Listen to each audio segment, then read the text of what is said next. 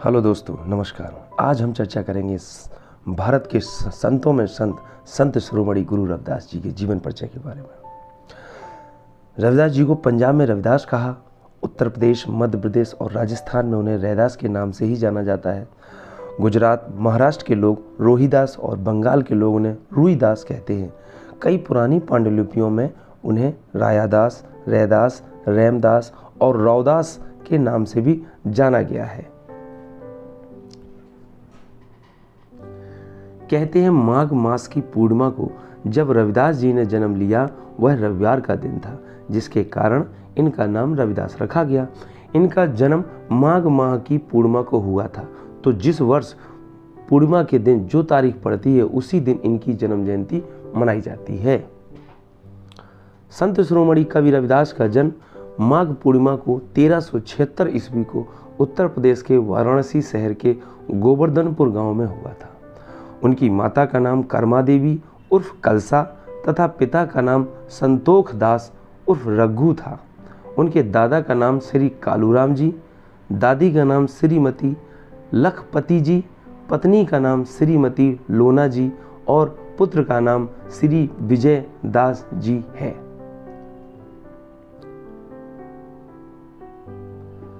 रविदास जी के पिता राजा नगर राज्य में सरपंच हुआ करते थे।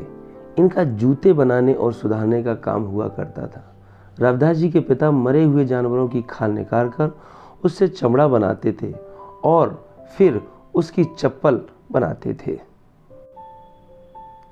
रविदास जी बचपन से ही बहुत बहादुर और भगवान को बहुत मानने वाले थे। रविदास जी को बचपन से ही उच्च कुल वालों की हीन भावना का शिकार होना पड़ा था।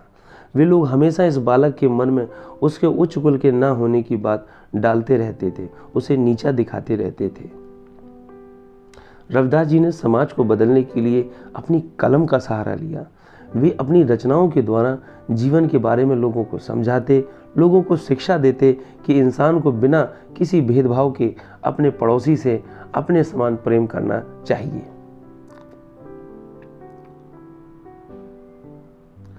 उनका जन्म ऐसे समय में हुआ था जब उत्तर भारत के कुछ क्षेत्रों में मुगलों का शासन था। चारों ओर अत्याचार, गरीबी, भ्रष्टाचार व अशिक्षा का बोलबाला था।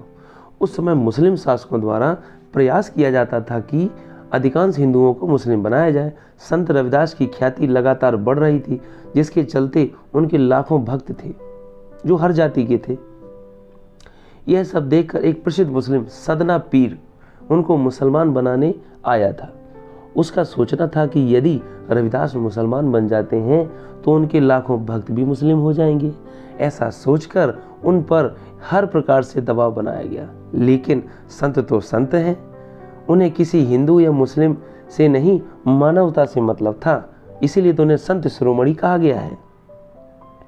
संत रविदास जी बहुत ही दयालु व दानवीर थे।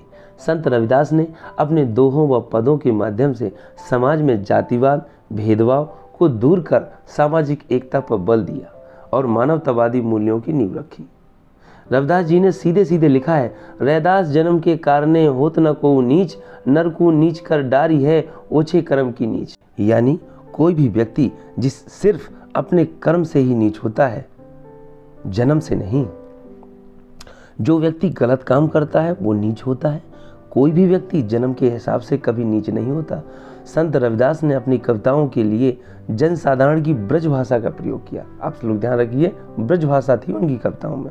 साथ ही इसमें अवधी, राजस्थानी, खड़ी बोली और रेखता यानी उर्दू फारसी के शब्दों का भी मिश्रण है। रविदास जी ने लगभग 40 पद सिख धर्म के पवित्र ग्रंथ गुरु ग्रंथ साहिब में भी सम्मिलित किए गए हैं। कहते हैं कि स्वामी रामानंदाचार्य वैष्णव भक्ति धारा के संत थे, महान संत। संत रविदास उनके शिष्य थे। संत रविदास तो संत कबीर के समकालीन व गुरु भाई माने जाते हैं। स्वयं कबीरदास जी ने संतन में रविदास कहकर इन्हें मान्यता दी है। और राजस्थान की कृष्ण भक्त कवयित्री मीराबाई उनकी परम शिष्या थी। यह भी कहा जाता है कि चित्तौड़ के राणा सांगा की पत्नी झाली रानी उनकी शिष्या बनी थी। वहीं चित्तौड़ में संत रविदास की छतरी बनी हुई है। मान्यता है कि वे वहीं से स्वर्गारोहण कर गए थे। हालांकि इसका कोई आधिकारिक प्रमाण नहीं है, लेकिन कहते हैं कि वाराणसी में 1540 ईस्वी में उन्होंने देह छोड़ दी थी। वाराणसी में संत रविदास का भव्य मंदिर और मठ है, जहां सभी जाति के लोग दर्शन करने के लिए जाते हैं। वाराणसी में श्री गुरु रविदास पार्क है, जो नगवा में उनके यादगार के रूप में बनाया गया है, जो उनके नाम पर गुरु रविदास स्मारक और पार्क बना है। ये थी कुछ सामान्य जानकारी संत गुरु रविदास जी के बारे में। अगर वीडियो अच्छी लगी हो तो प्लीज़ लाइक, सब्सक्राइब और